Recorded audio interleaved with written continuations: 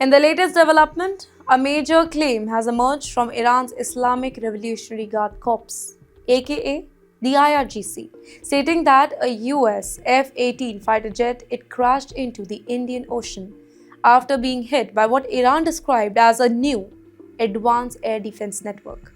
Welcome to Times XP's War Report. And according to Iranian statements, this particular incident reportedly took place over the Chebar region in Sistan and Baluchistan province, and that too during the ongoing hostilities in that area. Iranian sources they further claim that the aircraft it was engaged in mid-operation and it was struck by an air defense system before going down into the sea.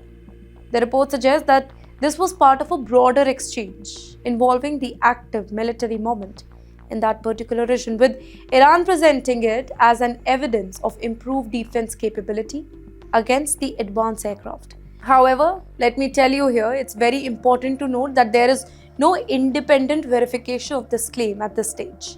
There is no visual confirmation, there is no wreckage evidence, there is no third-party military assessment that has been released to support this statement.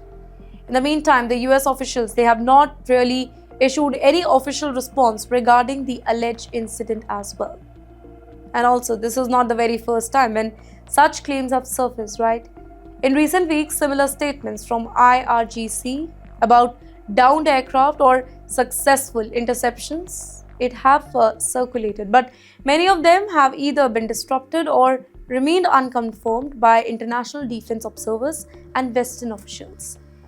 Now, coming back to the location, the Chebar, that particular region itself remains strategically sensitive, located near key maritime routes and often highlighted in regional security discussions.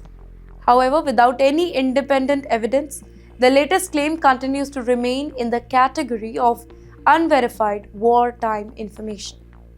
And now, as the tension continues to rise in the region, incidents like these they underline how quickly the battlefield claims and counterclaims they spread, often long before facts can be confirmed on the ground.